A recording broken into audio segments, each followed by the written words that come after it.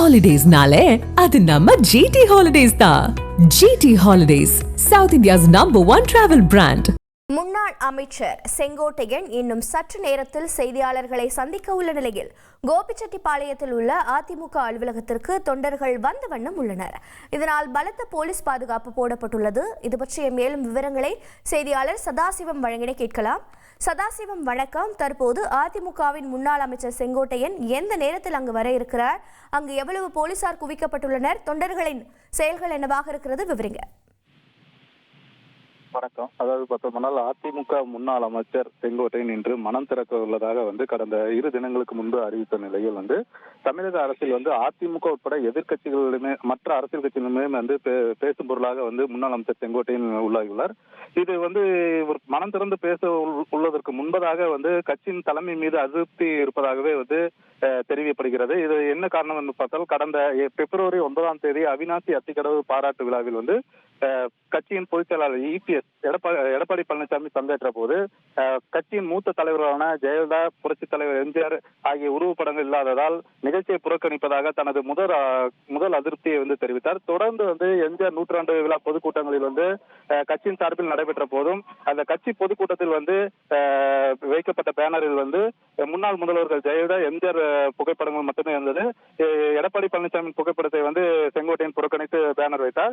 இதுவும் கட்சியின் மீது தனது அதிருப்தியை வெளிப்படுத்தினார். தொடர்ந்து இது போன்ற செயலில் ஈடுபட்டு வந்த போதிலும் எந்த ஒரு இடத்திலும் நேரடியாக எதிர்க்கட்சி தலைவராக இருந்த எடப்பாடி பழனிசாமி சட்டசபையிலும் முன்னாள் அமைச்சர் செங்கோட்டையன் சந்திக்கவில்லை. இதனால் இருவர்களுமே கருத்து வேறுபாடு என்பது நாளுக்கு நாள் அதிகரித்து வந்தது. இந்த நிலையில் தான் முன்னாள் அமைச்சர் செங்கோட்டையன் தற்போது மனம் திறக்க உள்ளார்.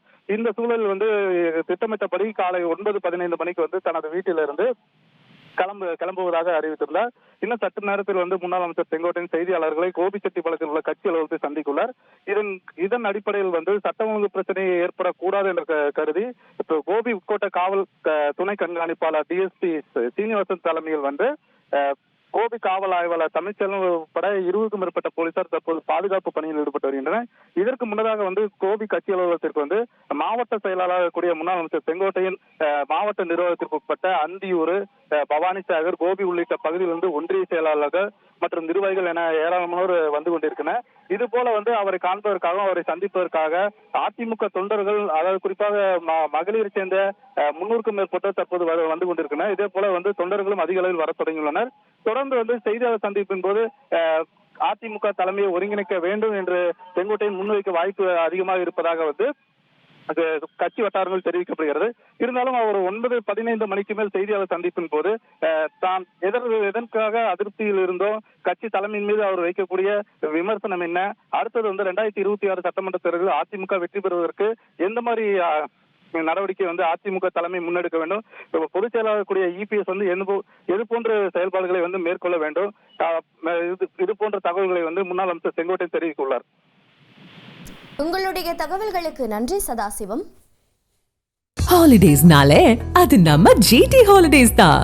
GT holidays, south India's #1 travel brand.